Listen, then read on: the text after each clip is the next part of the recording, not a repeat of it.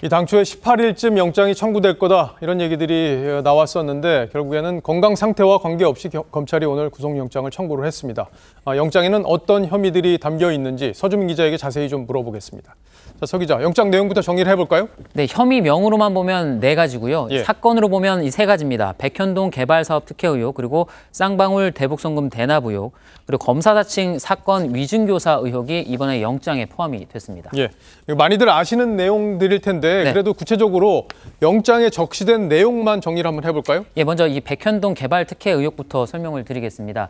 검찰은 이재명 대표가 이 성남시장 재직 시절에 이 정진상 당시 정책비서관과 함께 이 한국식품연구원 부지에 아파트를 짓는 과정에서 이 민간업자에게 특혜를 몰아줬다 이렇게 적시를 했습니다. 그 결과 이 민간업자는 1,356억 원의 이익을 받고요. 그 과정에서 이 브로커 역할을 했던 김인섭 씨는 77억 원을 챙겨갔습니다. 반면에 성남도시개발공사는 사업 참여가 배제가 되면서 200억 원의 손해를 봤는데, 그래서 검찰은 이 결재권자인 이재명 당시 성남시장에게 배임 혐의를 적용했습니다. 예, 배임 혐의를 적용을 했는데 네. 이 쌍방울이 북한에 보낸 800만 달러 이것도 전부 다 뇌물로 본 거죠? 예, 그렇습니다. 스마트팜 사업비가 이 500만 달러고요. 이 방북 비용 대납으로 의심되는 비용이 지금 300만 달러, 그러니까 총 800만 달러를 쌍방울이 이 대표에게 준 뇌물로 검찰은 봤습니다. 이 대표 측은 쌍방울이 순전히 자신들의 이익을 위해서 돈을 보냈다 이렇게 주장을 했지만, 이 검찰은 경기도가 북한의 스마트팜 사업 지원을 처음에 약속을 했다가 이 대북 제재로 못하게 되니까 쌍방울에게 대납하도록 대신 내도록 했다라는 것으로 파악했습니다.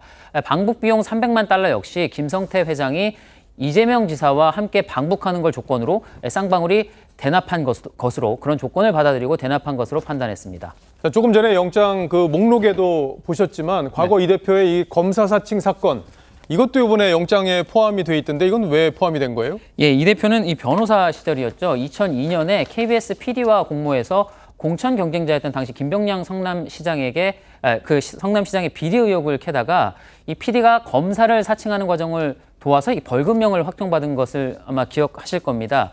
그런데 이후에 2018년에 경기지사 선거 토론회 때 이게 누명이었다라고 이 대표가 허위 발언을 한 혐의로 재판을 받은 적이 있죠. 이때 이 대표가 증인으로 출석할 인물에게 허위 증언을 해달라고 강요한 혐의가 이번 영장에 역시 포함이 됐습니다. 자, 그럼 2018년에 그 토론 때 문제가 있었다는 건데 이게 네. 지금 다시 수사되는 게 어떤 경위를 통해서 수사가 되는 겁니까? 예, 검찰이 백현동 사건을 조사하는 과정에서 부동산 컨설팅 업체 대표 김모 씨를 수사했는데요.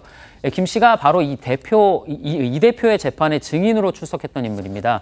검찰은 김 씨를 수사하는 과정에서 이 대표와 김 씨의 통화 녹음을 확보한 것으로 알려졌는데 여기에 이 대표가 허위 증언을 요구하는 내용이 담겨 있었다고 합니다. 예. 자, 사법 리스크가 결국에는 하나가 또 추가가 된 거네요. 예, 그렇습니다. 위증교사까지 추가가 됐죠. 예. 검찰은 영장을 청구하면서 형사사법이 이 정치적인 문제로 변질돼서는 안 되고 또 피의자에게 법이 보장하는, 법령이 보장하는 권리 외에는 다른 요인이 고려돼서는 안 된다 이렇게 설명을 했습니다. 예. 검찰도 결국엔 이제 전공법을 택했다 이렇게 볼 수 있겠어요.